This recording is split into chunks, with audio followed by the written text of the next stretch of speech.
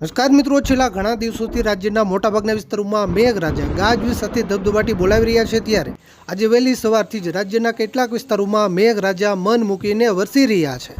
ધોધમાર વરસાદ પડી રહ્યો છે. ત્યારે આજે પણ રાજ્યના મોટાભાગના વિસ્તારોમાં કડાકા ભડાકા સાથે ભારેથી અતિ ભારે વરસાદની મોટી આગાહી કરાઈ છે.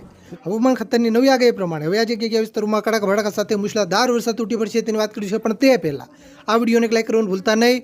આવી જ રીતે આખું ચોમાસું વરસાદના સમાચાર સૌથી પહેલાં જોવા માટે આપણી આ ચેનલને ખાસ સબસ્ક્રાઇબ કરવાનું પણ ભૂલતા નહીં.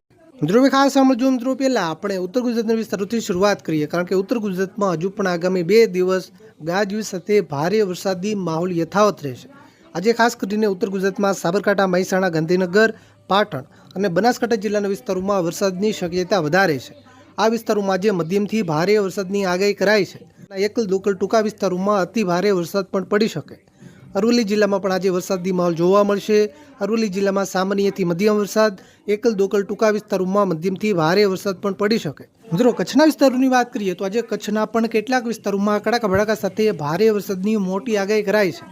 એમાં લખપતના વિસ્તારો હોય, નખત્રાણાના વિસ્તારો હોય, નલિયાના વિસ્તારો હોય, માંડવી, મુન્દ્રા, કંડલા અને ગાંધીધામના પણ કેટલાક વિસ્તારોમાં મધ્યમથી ભારે વરસાદની શક્યતા વ્યક્ત કરાઈ છે. એકલ દોકલ ટૂંકા વિસ્તારોમાં ભારેથી પણ અતિ ભારે સુધીનો વરસાદ પડી શકે. મિત્રો મધ્ય પૂર્વ ગુજરાતના વિસ્તારોની વાત કરીએ તો આજે મધ્ય પૂર્વ ગુજરાતના પણ કેટલાક વિસ્તારોમાં ગાજવીજ સાથે ભારે વરસાદી માહોલ જામી શકે. આજે ખાસ કરીને અમદાવાદ, આણંદ, ખેડા અને વડોદરા જિલ્લાના વિસ્તારોમાં ભારે વરસાદની શક્યતા વધારે છે. આ વિસ્તારોમાં સામાન્યથી મધ્યમ વરસાદ, કોઈ એવા ટૂંકા વિસ્તાર હોય ત્યાં મધ્યમથી ભારે વરસાદ પણ પડી શકે. મહીસાગર જિલ્લાના પણ અમુક વિસ્તારોમાં મધ્યમથી ભારે વરસાદ પડવાની શક્યતા છે.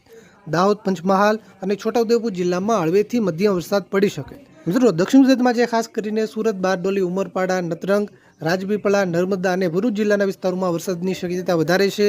આ વિસ્તારોમાં સામાન્યથી મધ્યમ વરસાદ, કોઈ એવા ટૂંકા વિસ્તાર હોય ત્યાં મધ્યમથી ભારે વરસાદ પણ પડી શકે.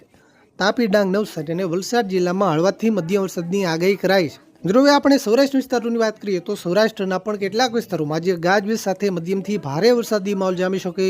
આજે આગાહી પ્રમાણે ખાસ કરીને દેવભૂમિ દ્વારકા, જામનગર, પોરબંદર, મોરબી, રાજકોટ, જૂનાગઢ, ગીર સોમનાથ, અમરેલી અને ભાવનગર જિલ્લાના કેટલાક વિસ્તારોમાં મધ્યમથી ભારે વરસાદની આગાહી કરાઈ છે. એકલ દોકલ ટૂંકા વિસ્તારોમાં અતિ ભારે વરસાદ પણ પડી શકે. સુરેન્દ્રનગર અને બોટાદ જિલ્લામાં હળવાથી મધ્યમ વરસાદની આગાહી કરાઈ. મિત્રો તમારા વિસ્તારમાં વરસાદ છે કે નહીં, તમારા વિસ્તારનું નામ લખી નીચે કોમેન્ટ કરવાનું ભૂલતા નહીં. આ વિડીયોને તમારા બધા જ ગ્રુપમાં શેર કરજો, જેથી બધા ખેડૂત મિત્રો સુધી માહિતી પહોંચે. વિડીયોને લાઈક કરવાનું ભૂલતા નહીં. આપણે આ ચેનલને ખાસ સબસ્ક્રાઇબ કરવાનું પણ ભૂલતા